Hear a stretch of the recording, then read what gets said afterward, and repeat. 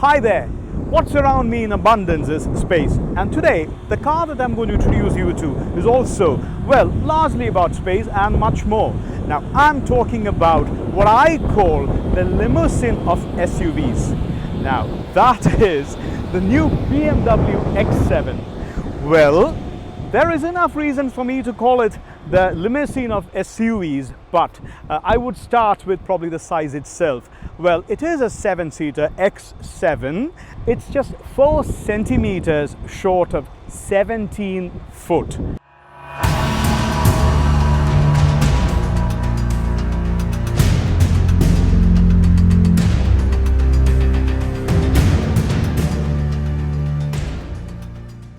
The X7 is large. Look at that. You really need, this is quite useful. It's in fact, the ground clearance is 22 centimeters, 220 millimeters. And this is comes in quite handy. Well, if you can call a step board handy. 326 liters of boot space, which can double up to 750 liters as a 5-seater. And moving from this 326 to 750 is as easy as pressing a button. Look at that. So those were down like an avalanche, a rolling wave. It just came up, and so does the second row seats. So they've all now it's a 7-seater, and it's just 326. And while traveling, if we want to stop by somewhere and have a little picnic, well, this comes in handy, if you can call that, to what you place your bottom on.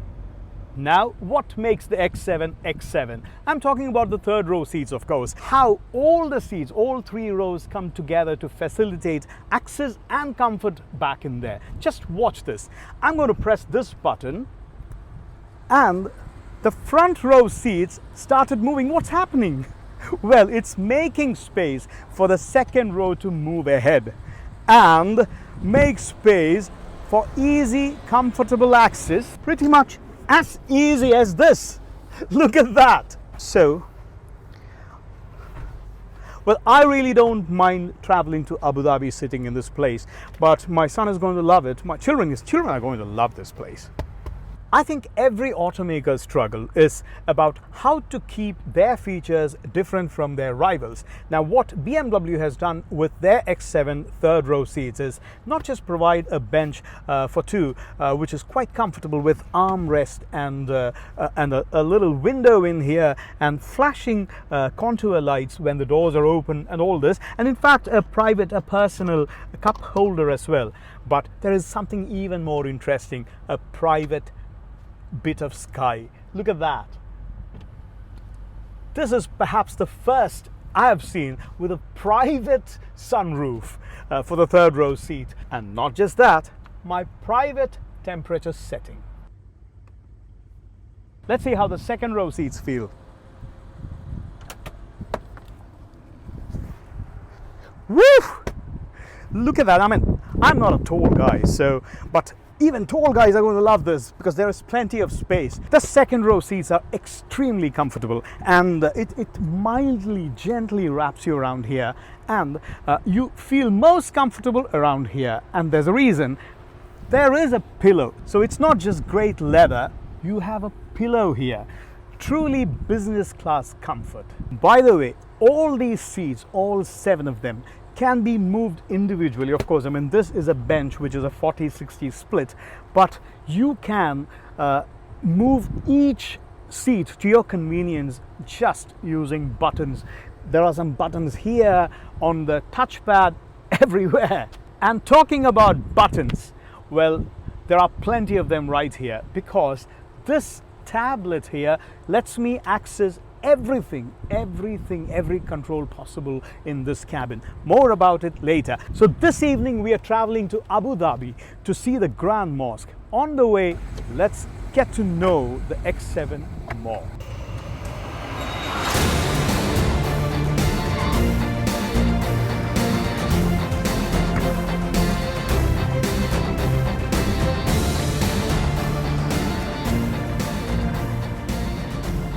Alright, so we are on a drive to Abu Dhabi. There's a whole lot of new technology in this car. In fact, the person sitting in the rear is as we speak helping me set the destination. But still, I'll have to OK it here. Have you set the destination? Almost. All right. Grand Mosque, Abu Dhabi. The rear passenger can now suggest the destination, and look at that. I have it here on the screen. So it says Sheikh Zayed Grand Mosque, Abu Dhabi, and accept as destination. Great, done. Thank you there. Excellent graphics, rich in color, really nice. Tune into Pearl FM. I'm sorry. Sometimes I seem to be somewhat hard of hearing. Virgin. Virgin. Now let's talk about the drive. Well, you've heard of driver-oriented consoles. Well, this is the mother of all those. In this 8-inch space, I have everything I could possibly need literally at my fingertips. Look at that. Everything has been neatly arranged in corners and clusters. Now, for driving modes, your off-road capability, your multimedia including communication and navigation and all that, the dial mode to choose all that, and in fact it can move this way and that as well for choosing on the multimedia screen, and you have the traction control and even the start-stop buttons here. The ignition button they've taken from here to right here, a small button, and even the parking buttons, the auto hold button on the corner here, and the electric parking brake right here. For off-roading, you have the hill hold button here and the adaptive suspensions button here. So you can choose the ride heights. There are 5 levels of heights to choose from. So right now we are on comfort mode, which is a very balanced setting as the screen itself says. Quite smooth, and the ride is quiet. You know, that's why I call it the limousine of SUVs. It's not just long and large, but it's quiet as well. And once I shift from comfort to sport, immediately the car picks up, the sound picks up, and probably this is the only time when the V8 engine pronounces itself.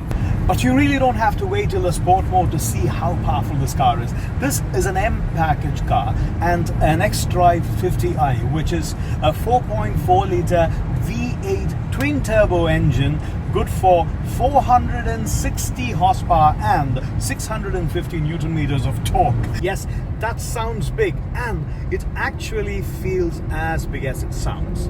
So how does the X7 drive? How does it handle?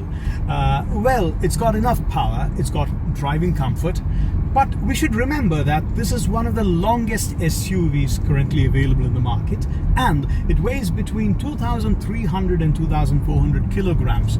Well, almost 2.5 tons. So if you expect the kind of drive, the kind of handling that you expect of an X5, well, think again. But if you don't, you will be pleasantly surprised. Now, this is a top spec and comes with all the driver assistance features you can expect. It's got blind spot monitor, lane departure assist, not just warning. If I've not switched on the indicator so it just doesn't drift into the next lane, it keeps you in here within the right lane.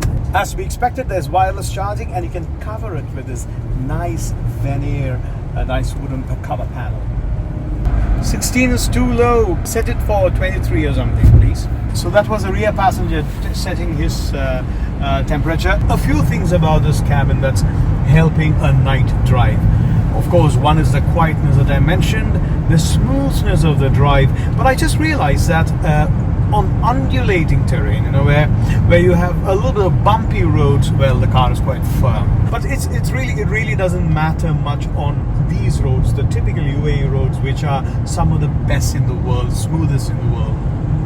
Well, I've been calling the X7 the limousine of SUVs over and over again this evening, and the rear seat behaves much like a limousine, as in it provides the entire control to the rear passenger, starting from with music and navigation, and even it has a complete manual up there to read and update, and like the boss sitting back there can stop me from controlling the air condition settings back there. So that's the kind of freedom and the empowerment that's happened in the rear.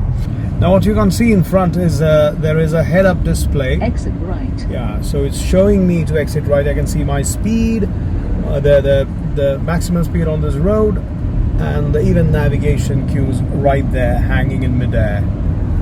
So here we are approaching the Grand Bear Mosque. right. Pretty good navigation.